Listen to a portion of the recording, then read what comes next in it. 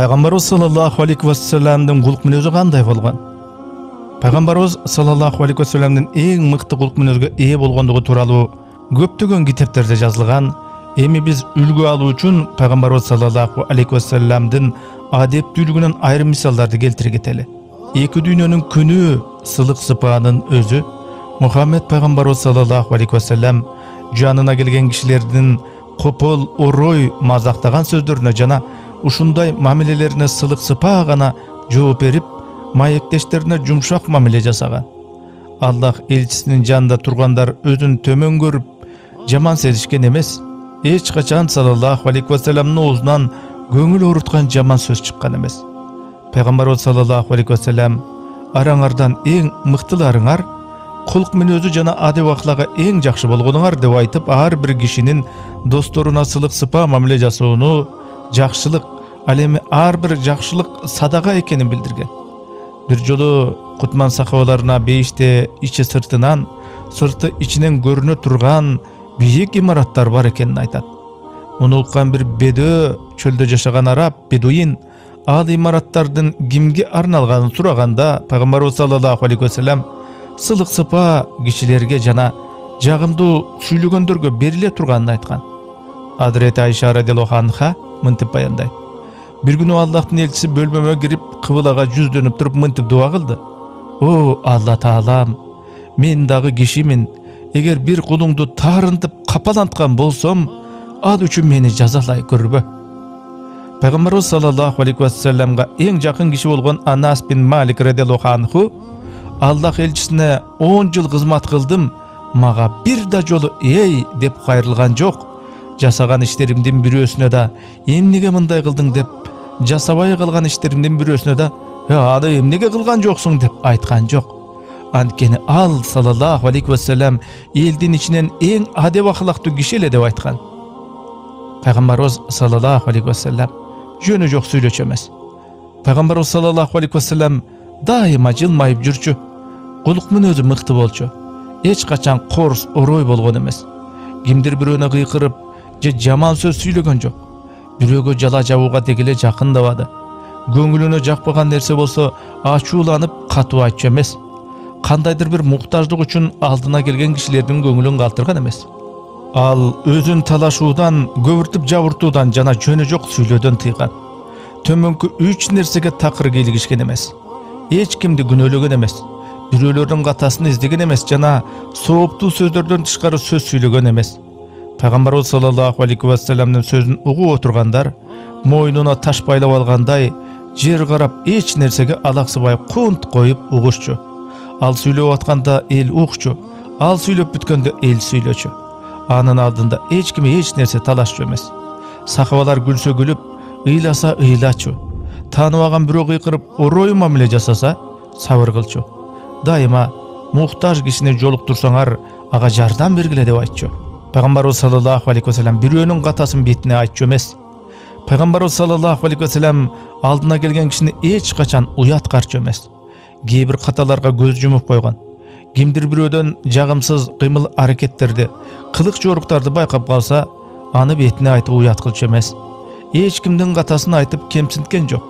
Пайгамбарыбыз Мухаммад саллаллаху алейхи ва саллам эл менен жылуу мамиледе болуп, айрым туура эмес нерселерди көңүлгө ала берчү эмес. Аллах элчисинин жанында отургандарга түшүнүктүү тилде ыгына, ыңгайына карап сүйлөп берчү. Жаман сөз сүйлөчү эмес. Ошондой эле туура эмес иштерди да жасаган жок. Көчөдө жүргөндө кыйкырбай, жамандыкка жамандык менен жооп кайтарбай, бирөөлөрдү оңтойсуз абалга калтырбай жашап өттү. Белек беришүүгө катуу маани берчү. Белек берүү жакшы көрүү сезимин арттырат. Пайгамбарыбыз саллаллаху алейхи ва саллам белек алчу жана башкаларга да белек берчү. Бул адатты үммөтүнө жеткирүү үчүн Аллахтын элчиси бири-бириңерге белек беришкиле. Белек беришүү жек көрүү сезимин жоготот деген. Берилген белекти аз көрбөөнү жана аны кабыл алууну насаат кылган. Пайгамбарыбыз саллаллаху алейхи ва саллам белекке белек менен жооп берүүнү сунуштаган. Белек алган киши кайра белек менен жооп берсин. Эгер бир нерсе бере албаса, анда ыраазычылык билдирсин. Ким ыраазычылык билдирсе, ал рахмат айткан болот. Ал эми ким ыраазычылык билдирбесе, ал кесирлик кылган болот. Пайгамбарыбыз саллаллаху алейхи ва саллам өзүнө учурашуу үчүн келген кишилерге белек берчү. Өлөр алдында силерге учурашканы келген кишилерге мендей болуп белек бергиле деп айткан. Анткени ал белек берүү аркылуу көп кишинин көңүлүн алган жана ислам дининин жайылуусуна, сүйүлүүсүнө берген белектери аркылуу да салым кошкан. Ал муктаж кишилерди кубанчу. Hazreti Bilal radıyallahu anhu'nu sүйүктүү пайгамбарыбыз саллаллаху алейхи ва салламдын азанчысы, муаззини катары тааныйбыз. Ошол эле убакта анын пайгамбарыбыз саллаллаху алейхи ва саллам берген дагы бир милдети бар эле. Ал келген конокторго көңүл буруп аларды тосуп алчу. Пайгамбарыбыз саллаллаху алейхи ва саллам кайсы бир мусулмандын кыйын абалда турганын көрсө, дароо Hazreti Bilal radıyallahu anhu'ну чакырып, муктаждыгын камсыздоосун тапшырчу. Эгер пайгамбарыбыздын эсебинде андай каражат болбосо, анда Hazreti Bilal radıyallahu anhu пайгамбарыбыз саллаллаху алейхи ва салламдын атынан карыз алып ишти бүтүрчү. Бир жолу жылаң аяк, жылаң баш, 40 жамачы кийимчен кишилер пайгамбарыбыз саллаллаху алейхи ва салламдын алдына келет. Аллахтын элчиси саллаллаху алейхи ва саллам аларды көрүп кайгырып, Hazreti Bilal radıyallahu anhuга азан чакыртат. Эл чогулуп келгенде шартты түшүндүрүп, бечара мусапырларга жардам берип коюуларын суранат. Муну уккан мусулмандар бир заматта алардын кийим кечесине жете турган каражатты топтой коюшат. Ал дайыма элдин ичинде болуп, алар менен бирдей жүрчү. Аллахтын элчиси отурса да турса да, Аллах Тааланы жадынан чыгарган эмес. Эл башкаруу үчүн атайын орун камдайм деген жок. Андай жоруктан башкаларды да тыйчу. Кайсы бир элге же жамаатка барып калганда, ошол жердеги бош орундун биринен орун алчу жана башкалардан да ушундай кылууну талап кылчу. Жанында жүргөндөрдүн баарына жакын мамиле кылчу. Бир да киши андай мыкты маектешти таба алган эмес. Жанында жүргөн киши ким болбосун, өздөрү андан кетмейинче аларды таштап кетчү эмес. Муктаж болгондорго дароо кам көрүп, алардын каалоо тилегин орундатчу же жылуу сөздөрү менен багыт көрсөтчү. Анын кең пейилине, адамгерчилигине ишенген эл ага келип баш калгалап, жалпы элдин атасындай карашчу. Пайгамбарыбыздын алдында бир да жан ашыкча, укукка, кадыр баркка ээ эмес болчу. Баарына бирдей тегиз мамиле кыла турган.